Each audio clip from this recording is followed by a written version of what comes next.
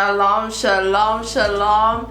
Listen, welcome to Elevation Talk Africa. I have missed you so much and I am so glad that you tuned in. If you don't know who I am, my name is Prophetess Njifia Mwale and I'm going to be your host today, and I'm going to be talking you into your next level. I hope you're prepared. Happy New Year! You made it. We thank God that you're well and intact, and I pray for all of you that may God continue protecting you and covering your families.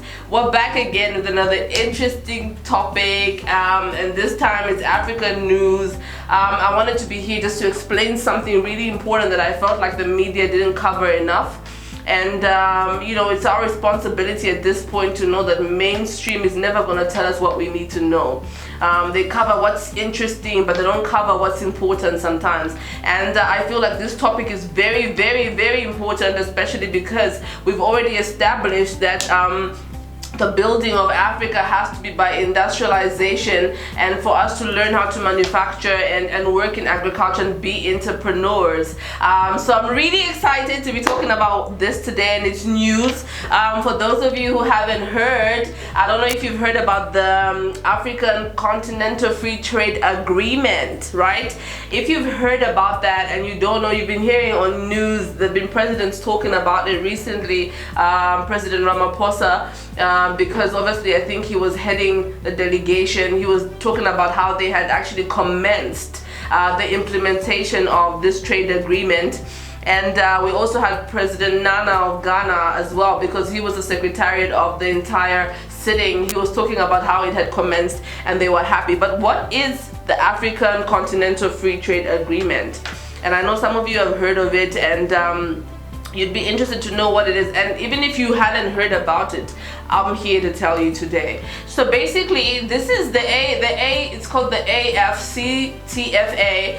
It's literally an agreement made between almost all the African countries, agreeing on trade principles and allowing free trade in our continent. Listen, this is good news because it empowers entrepreneurs and those that are already in business. And this is what I've been trying to tell all of you, that listen, you have to kind of switch from the mentality to be a worker into the mentality to be an entrepreneur, because Africa and the world is producing opportunities for people who are governing and running their own businesses.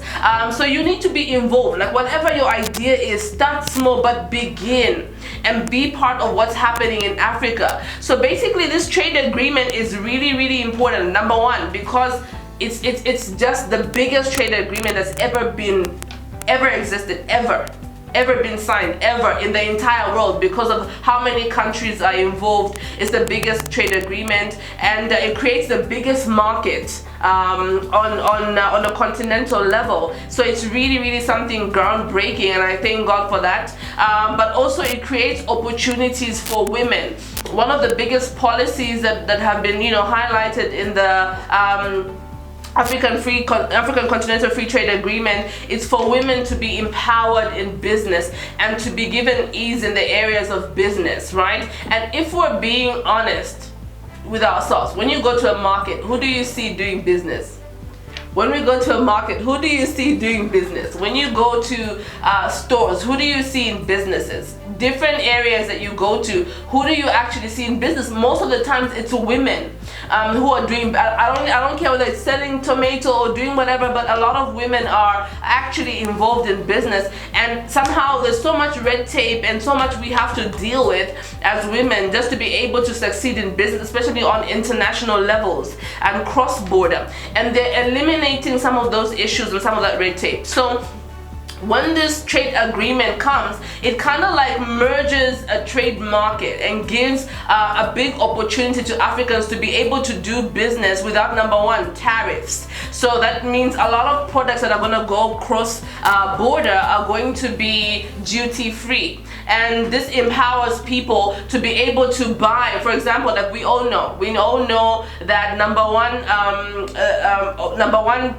market for our exports has been Europe and the United States, because they do not produce their own raw materials. So what normally happens in this case is that as Africans, we produce these raw materials, we produce the cocoa, we produce the coffee we produce, and then it's taken abroad to other markets and they buy it from us. It's so strange to me that we can produce cocoa and not like our own chocolate that we make, or produce coffee but you don't see a lot of Africans actually drinking coffee. Like, we're more tea people than we are coffee. So we're producing things, even minerals, that are going to another market. But this Continental Free Trade Agreement is going to empower us to first prioritize other countries buying the raw materials from us and from each other, so that if we want to now begin production of and refinery of these raw materials, we have an opportunity at a better rate.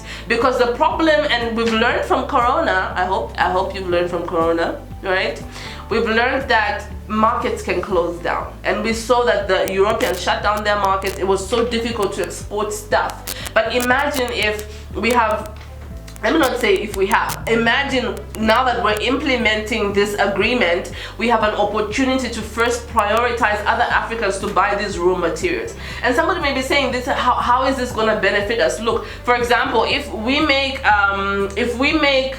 for example South Africa makes BMW cars or makes Mercedes-Benz cars, and they need certain materials from Zambia, they need a certain mineral or certain metal to add from Zambia, it's easy for them to now bring into their own country and make a finished product a finished product, as opposed to how it was before, where there was so much red tape. So this African Continental Free Trade Agreement, number one, is going to ensure that the documentation needed to export raw materials, products, and make investments, because it also covers investments, right? And services is really reduced, right? There's a lady I was listening to, and she was speaking about how just to move something from Cape Town to Ivory Coast, you need about 80 documents and about 40 signatures within Africa.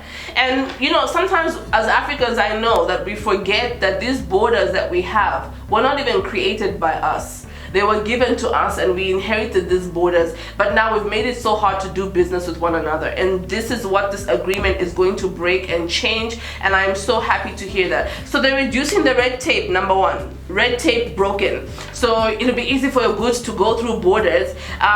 There's been a concern by a lot of people that there are more countries that are more established in manufacturing and industrializations, like South Africa, might benefit. But what about countries like Malawi, maybe, that don't have as much manufacturing equipment and infrastructure? Like, what happens to them? But the agreement itself allows for every country to negotiate its terms, and this is why policy making is very important. And you need to check your policy makers in your country, because if you have people who do not think correctly, then they won't set up the right policies to protect the market in your country, right? And I want to encourage everybody, it's time to get into manufacturing, it's time to get into agriculture, it's time to get into anything that we need to export onto the other side, so that the market can be balanced and we can actually see a benefit. Because you know what's going to happen? We're saying, oh, trade agreement, excited, but in a lot of these African countries, you actually have international people, and people from other nations, all right, from Europe, from America, from wherever, who are actually producing, Chinese, right, who are actually producing in this country. So this might actually enrich them if we black people do not wake up and begin to manufacture our own stuff, right? We already know the market, we know what we need, we know what we want, because we know what we import. So at the end of the day, do research. What is the thing that we import the most in this country? How can I become a part of this thing, right? So initially, this trade agreement, the talks began in about 2015. And it kept going on. You know, sometimes we like to talk. So it kept going on until about 2018-19, when we had a number of countries become signatory to the agreement. There's only one country, there's always one person, and that's Eritrea. They refused to sign as the 55th country, but you know, I don't want to get into it, you know. But they actually refused to sign, and you really wonder, like, what would make them not want to sign? There are a lot of, you know, some of these countries that do not consider consider themselves as Africans, but you know, that's a topic for another day. So basically what I'm saying is that every country in Africa was signatory. Do you want to do business with Egypt? Do you want to do business with Tanzania? Do you want to do business with Morocco? Like, which country do you want to work with? Figure out the market, research the market. It's going to be free trade all around, right? I was talking about the policies that they had put in place for women. So the policies that have been put in place for women, just to help you have ease in the market. So women, listen, it's your time to shine, it's your time to rise. There's no need to be doing nothing anymore. If you don't have the education to be working in corporate, listen, it's still okay, you can still make it. Do you know how much money it's gonna rake in alone? They say within the next 10 years, within 10 years from now, this trade agreement is going to cause an income buildup of about 450 billion in 10 years. Now divide 450 billion times 10 years. How much is that? About 4.5 billion a year on the market, which you could be making, which you could be getting a stake. And I want to encourage you that learn how to be business minded, learn how to see beyond your borders, learn how to have an open mind so that you can experience what everybody else will be experiencing. And look, when you look at sometimes the percentage of exports, like 78% of exports, or even close to 80, I think, yeah, 78% are going out of the country, and then we're buying back finished products, and it's making it expensive for us to have a way of life that we actually want, because now they're paying duty to bring in the products, so they're adding tax, they're adding production cost, which, number one, this could actually create more employment for the unemployed in Africa if we allow it, right? Because if we increase the manufacturing, if we increase the production, then of course we're gonna have more jobs. The statistic was showing that they will be able to lift about 100 million people within about 10 years from poverty if we implement this correctly. And there'll be apps. Everybody who works will be given an AfCFTA number. You get an AFC number that traces your business, that keeps your business on the mark. That if people who are looking for a Zambian trader in cotton, they're simply able to go to the data and the profile of anybody who has this AfCFTA number, and they can find your business much more easily. Listen, this is a success, and I want to commend all the governments that were involved, all the presidents that were spearheading this. Thank you so much for making this a reality, because other countries have been doing this for a long time. There are countries like London who buy their spare parts to create vehicles from other countries, but because of the European Union agreements, they were able to bring in stuff easily and create their products. Of course, now things are different with Brexit, but you know, it was what it was for a long time. And I feel like the emergence of the market will cause Africa to rise on a business sector. And I pray that you may be a part of this and that you may also succeed during this time. So thank you so much for paying attention. Thank you for your time. And if you want to hear more on this, you can always research and find out for yourself what will the benefits of this agreement be, because it's now in motion and it was implemented as of yesterday, as of the day before yesterday. So congratulations, Africa. This is a big win for us. I know that we're moving forward and we're going to succeed in this.